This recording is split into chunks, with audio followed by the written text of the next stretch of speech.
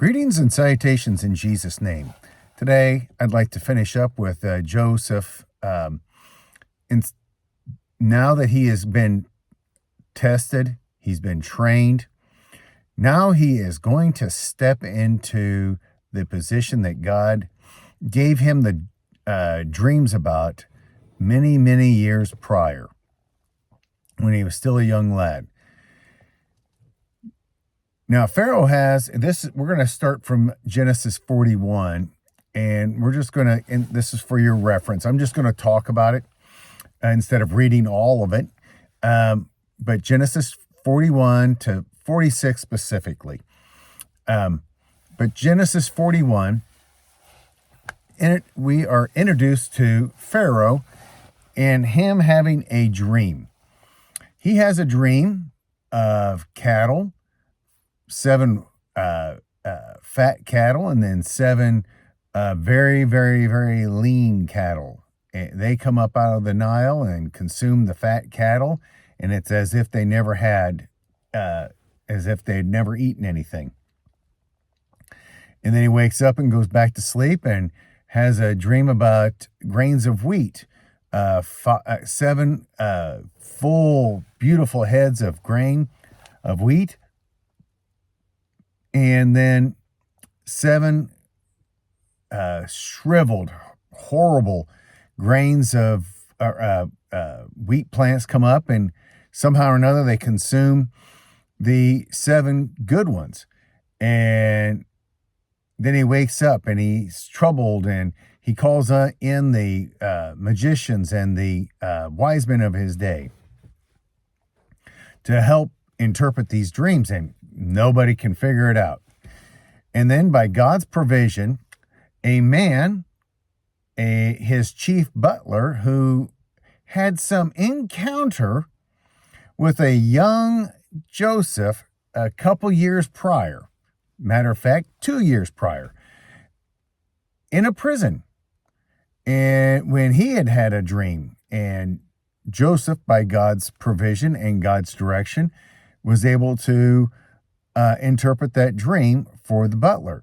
So now, again, by God's provision and God in the fullness of time, this is in the fullness of God's time. If you wonder why things are happening, and this is for me myself as well,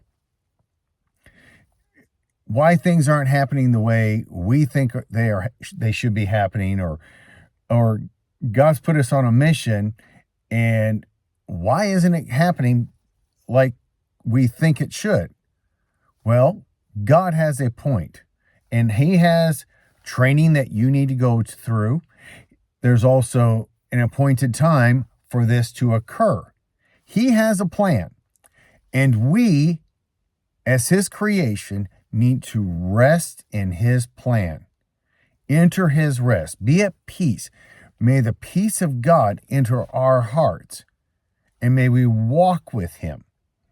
Walk with him in every day, every moment of every day in this short little life that we have. But continuing on, God created and provided an opportunity and had already shaped Joseph to meet this need, to be the instrument of his glory in not just saving lives in Egypt, but saving lives around that whole area that is near there, Canaan, and the rest of parts of Africa, I'm sure, were affected as well, but we're not told about that. But we know that Canaan had been and was going to be affected by this same thing. We know this by later on in like 42 to 45 about the famine that affected them there, but that's ahead of where we're needing to be right now.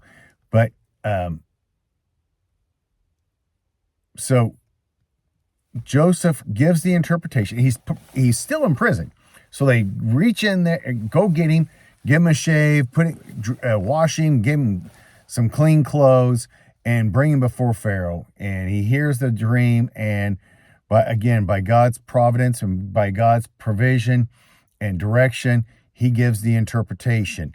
And then he gives, by the spirit of understanding and wisdom, direction and the plan on what needs to be done to save many lives. So the Pharaoh tells everybody around him, hey, this guy's the man that needs to fit this situation. So Joseph, I'm putting you in charge. So he puts Joseph in charge, gives him a wife, and Joseph sets about to plan for everything. So 7 years he is gathering in. He gives taxes the Egyptians 20% of their crops. 20% goes into the granaries, 20% every year, and goes right in there. Storage for and waiting for the time when the rest of the fulfillment of the dream happens. Then at that time, he also has children. He has 2 children, Manasseh and Ephraim. And then in 42 to 45, the famine hits. And Jacob's sitting in Israel, or in Canaan, surrounded by his family. And they're going, what are we doing looking at each other? Go down to Egypt because I hear there's food down there.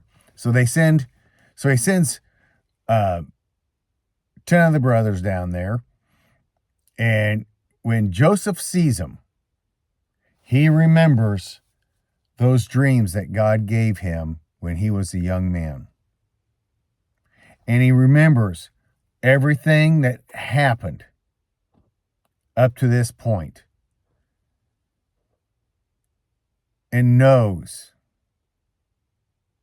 that God is the one directly involved in this entire process. God kept him alive, touched Judah's heart, that let's not put him to death, let's sell him. That promoted the opportunity to get him into Egypt by God's direction. Again, Judah is used in more than one occasion in this whole situation.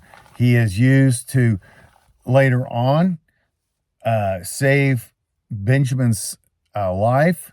He puts himself in position, even though Joseph wasn't going to truly enslave him or any of that. But it was a point by Joseph, honestly, in a nice way, in comparison, to give them a taste of what he went through, even though he knows that it was all according to God's plan. So Joseph is there, and his real goal is to save his family at this time. He's saving Egypt, but his real goal now is to save his family. Once he reveals himself later on in, I think it's 45, Genesis chapter 45, he calls for he's already gone through and asked for his youngest brother to come down. They bring him down, and Jacob sets himself as surety for the life of Benjamin. Again, Judah sets himself as surety for his younger brother's life, so that his dad will allow Benjamin to come down after that first interaction. And we see that in those verses that it gets the situation, or prepares the situation to bring Jacob and all his family down into Egypt, according to the word that God told Abraham that that Israel was going to be in, that his descendants would be in Egypt, that they would come out after 430 years, or after, I think it was 430 years, that they would be down there, they would be enslaved, and that they would come out with great plunder. So that's getting us set up for Egypt, or excuse me, Exodus. And then the provision of, again, another person of great influence to extract them out of the land of Egypt. But again, do not worry. Put your faith in God. When you're going through things and you're hitting certain obstructions, and you may be laid off, fired, or you may be struggling with certain sicknesses and physical frailties, and or other family situations, or car breakdowns, or house burning, tornado coming through and ripping up your house, or flooding, earthquakes, volcanoes, whatever the case may be. If you are a believer in Jesus Christ, know that God has you on his mind, and he has you in the hollow of his hand. He cares about you. He has a plan for you. Rest in his plan. Take in his training, his refinement. Trust him. Trust him. And believe and understand that God is preparing you for his purpose. He's making and mold you for his purpose. When you plant a seed in a garden or plant a tree, it doesn't start producing within days. It doesn't start producing sometimes within a month. Now, if garden crops, they're a little bit quicker. But trees, it doesn't happen within a year, 2 years. Now, if you already have saplings, sometimes they will produce within the second year. A lot of times that's like with hybrids and things like that. But a lot of trees, it takes a couple years before they start producing. Now remember, Psalms 1:1-3. Blessed is the man that has not walked in the counsel of the wicked, nor stood in the way of sinners, nor sat in the seat of the scornful. But his delight is in the law of Yahweh, and in his law he meditates day and night. And he shall be like a tree planted by the rivers of water, that brings forth its fruit in its season, and its leaf shall not wither, and all that he does shall prosper. Now, Joseph, Moses, Jacob, so many others went through things, and they were like a tree planted. They were growing, trained, prepared. And then in its season, that tree started producing fruit.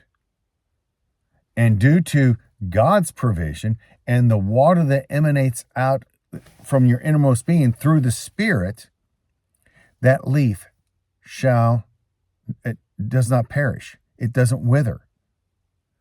But it has a steady flow of life-giving water coming from the throne room of God, so that you can be fruitful. Be fruitful. Be fruitful like Joseph was. Be fruitful like Jacob. Be fruitful like Moses. Be a fruitful tree. Understand, you're going to have to endure things. That tree that is planted endures all sorts of different weather. Heavy winds, drier times, but he's planted by a river. Planted by a life-giving water flow. Just like you are planted in God's garden and given a life-giving water flow that emanates from the throne room of God. So be of good courage. Trust God. Believe upon Jesus, trust him, obey him, and walk with him. Be faithful. Walk with him in everything. I will leave you with this. Love God, obey him, and remain faithful to him. Joseph did. Moses did. Jacob did. Enoch did. Gentlemen, walk with God. Trust in the Lord with all your heart, and lean not to your own understanding, but in all your ways acknowledge him, and he shall direct your paths. Do not be wise in your own eyes. Fear the Lord, and depart from evil. Gentlemen, fear the Lord.